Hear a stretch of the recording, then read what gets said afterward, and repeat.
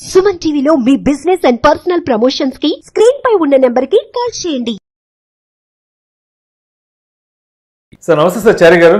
నమస్తే అండి సార్ చారి గారు, పిల్లల భవిష్యత్తును దృష్టిలో ఉంచుకొని పిల్లలకు బంగారుమయమైన జీవితాన్ని అందించాలి అనుకుంటే మరి పిల్లలు పుట్టిన వెంటనే తల్లిదండ్రులు ఎటువంటి పెట్టుబడులు స్టార్ట్ చేస్తే బాగుంటుంది అంటారు పిల్లల కోసం? ఇక్కడ ఒక లిమిటెడ్ ఆప్షన్ ప్లాన్ ఒకటి చెప్తానండి. పిల్లలు పుట్టిన వెంటనే ఎవ్రీ డే ఒక 833 రూపీస్ పక్కన పెట్టండి. 833 రూపాయలు. ఓకే, ఇది ఒక 5 years చేయండి ఇలాగంతే. సో దట్ అది ఇచ్చే రిటర్న్స్ వల్ల మీరు వెనక్కి తిరిగి చూసుకోవాల్సిన అవసరం లేదు, ఎస్పెషల్లీ పిల్లల గురించి. ఈ 833 కాన్సెప్ట్ ఎందుకు తీసుకొచ్చానంటే, ఈ ఫస్ట్ ఆఫ్ ఆల్ ఇది ఎక్కడ ఇన్వెస్ట్ చేయాలని చెప్తున్నాను. మ్యూచువల్ ఫండ్ సిస్టమాటిక్ ఇన్వెస్ట్మెంట్ ప్లాన్లో ఇన్వెస్ట్ చేయండి. ఓకే, సో మరి డైలీ కాన్సెప్ట్ ఏంటి అంటే, మీరు అనుకోవచ్చు మ్యూచువల్ ఫండ్ ఎస్ఐపిస్లో ఎవ్రీ డే మ్యూచువల్ ఫండ్ ఎస్ఐపిస్ అంటేనే ఎవ్రీ మంత్లీ ఇన్వెస్ట్ చేసేది కదండి, మరి డైలీ ఎట్లాగా అనేది మీ క్వశ్చన్ అయ్యి ఉండొచ్చు. ఇక్కడ 2 things. ఒకటి, ఈ స్మాల్ స్కేల్ ఇండస్ట్రీస్ ఉన్న అన్ని బిజినెసెస్, సెల్ఫ్ ఎంప్లాయిడ్ వీళ్ళందరూ మంత్లీ ఇన్వెస్ట్ చేయడం వీళ్ళకి చాలా కష్టం అవుతుంది. ఓకే, ఎవ్రీ మంత్ వీళ్ళకి ఏంటంటే డైలీ రొటేషన్ బిజినెస్ చాలా ఉన్నాయి, ఇట్లా కొన్ని వందల వేల లక్షల బిజినెస్ ఉన్నాయి. వీళ్ళందరూ ఈ మ్యూచువల్ ఫండ్ ఎస్ఐపిని మిస్ అవుతున్నారు. ఓకే, సో వాళ్ళకి బెస్ట్ ఆప్షన్ నేను ఏం చెప్పాలనుకున్నానంటే, వాళ్ళు కూడా పిల్లల గురించి ఇన్వెస్ట్ చేయాలనుకుంటున్న వెళ్తున్నారు, కానీ అన్ని ఆప్షన్స్ ఎక్స్ప్లోర్ చేస్తున్నారు. కొంతమంది ఏదో ప్లాన్ తీసుకుంటున్నారు. బట్ వాళ్ళకి ఈజీగా ఇన్వెస్ట్మెంట్ చేసే ఆప్షన్ ఏంటంటే, ఎవ్రీ డే ఇన్వెస్ట్మెంట్ అనేది ఉంటే ఈజీగా వెళ్ళిపోతుంది. అంటే 1000-2000 వాళ్ళు ఇట్లా పక్కన పెట్టేయగలుగుతారు. ఓకే, ఈ ట్రాన్స్పోర్ట్ బిజినెస్లు అనుకోండి, ఇట్లా చిన్న చిన్న కిరాణా కొట్లు అనుకోండి, వీళ్ళందరూ everyday 1000 rupees is not a big deal for them.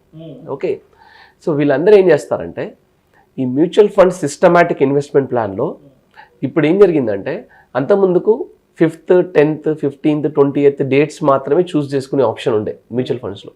కానీ ఇప్పుడు ప్రతి కంపెనీ ఏం చేసిందంటే, ఎవ్రీ డే సెలెక్ట్ చేసుకోవచ్చు, మీకు ఇష్టం ఉన్న డే సెలెక్ట్ చేసుకోవచ్చు అనమాట.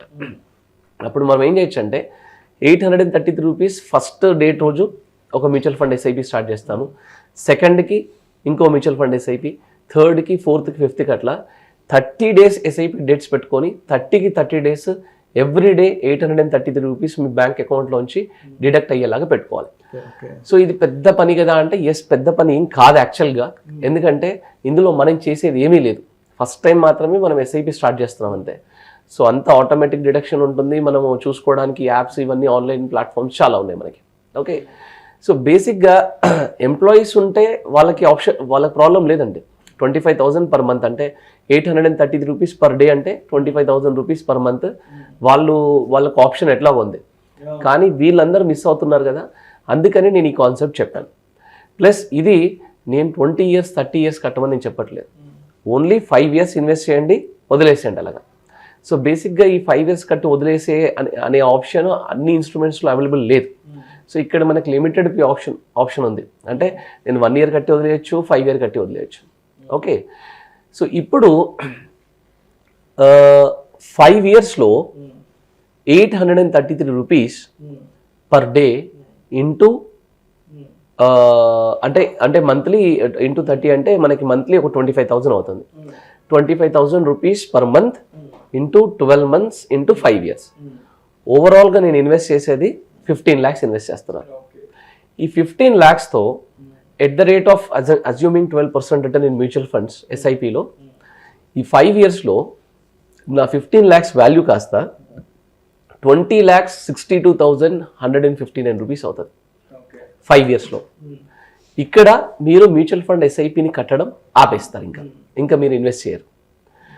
ఇక్కడ నుండి ఏం చేస్తారంటే, సపోజ్ మీరు ఒక 3 funds 4 funds సెలెక్ట్ చేసుకున్నారు, ఆ ఫండ్స్ని అక్కడ యూనిట్స్ కొనడం స్టాప్ చేస్తున్నారు. కానీ మార్కెట్లో ఆ ఫండ్ అలాగే ఉంటుంది, అప్రిసియేషన్, ఆ పార్టిసిపేషన్ అంతా అలాగే ఉంటుంది, అప్రిసియేషన్ వస్తూ ఉంటుంది దానికి. ఓకే, ఈ నెక్స్ట్ 20 yearsకి వచ్చేసరికి ఈ 20 lakhs కాస్త, ఈ 20,62,000 కాస్త 1,13 lakhs అవుతుందండి. 1,13 lakhs అంటే 5 years ఎవ్రీ డే 833 రూపీస్ మీరు ఇన్వెస్ట్ చేసుకుంటూ వస్తే 5 yearsకి పిల్లలు పెద్దగా అయ్యేసరికి వాళ్ళ మ్యారేజ్కి యూస్ చేస్తారా, వాళ్ళకి చదువులోకి యూస్ చేస్తారా, దేనికైనా సరే 20th ఇయర్లో మీకు 1,13,00,000 వస్తుంది. 1,13,00,000 జనరేట్ చేస్తాం మనం దీనివల్ల. దీనికి మనం 20 years కడుతున్నామా అంటే లేదు, ఓన్లీ 5 years మాత్రమే కట్టి అలా వదిలేస్తాం. ఓకే, సో ఎప్పుడైనా ఇన్వెస్ట్మెంట్ కొంచెం అమౌంట్ ఎక్కువైనా పర్లేదు కానీ కొంచెం ఫస్ట్ 5 yearలో ఇన్వెస్ట్ చేసిన దానికి ఆ కాంపౌండింగ్ ఎఫెక్ట్ అలా ఉంటుందన్నమాట. అందుకే ఫస్ట్ 5 yearsలో ఎంత ఎక్కువ ఇన్వెస్ట్ చేస్తే మనకి అడ్వాంటేజ్ అంత ఎక్కువ ఉంటుంది. ఓకే, జనరల్గా మనము ఇప్పుడు సుకన్య సమృద్ధి స్కీమ్ అనే ప్లాన్ ఒకటి ఆప్షన్ ఉంది. ఓకే, చాలామంది మిడిల్ క్లాస్ వాళ్ళు వీళ్ళు ఇన్వెస్ట్మెంట్ అంటే పిల్లలు పుట్టగానే వెంటనే ఈ ఇన్వెస్ట్మెంట్ ఆప్షన్ స్టార్ట్ చేస్తారు. ఒక విధంగా చూస్తే ఈ ప్లాన్ని, నేను చెప్పిన ఆప్షన్ని ఆ ప్లాన్తో మీరు కంపేర్ చేసి చూసుకోవచ్చు. దాంట్లో ఏమవుతుంది అంటే first point, that plan is also good plan. అది మంచి ప్లాన్ కాబట్టి గవర్నమెంట్ లాంచ్ చేసింది. అండ్ ఇన్ఫ్యాక్ట్ అది లాంచ్ చేసిన తర్వాతే అవేర్నెస్ పెరిగింది, దానివల్ల గర్ల్ చైల్డ్ ప్రొటెక్షన్ పెరిగింది, దానివల్ల పిల్లల మీద అసలు అవేర్నెస్ లేని వాళ్ళు ఓకే వాళ్ళందరూ ఇన్వెస్ట్మెంట్ చేయడం స్టార్ట్ చేస్తారు. That is a good plan.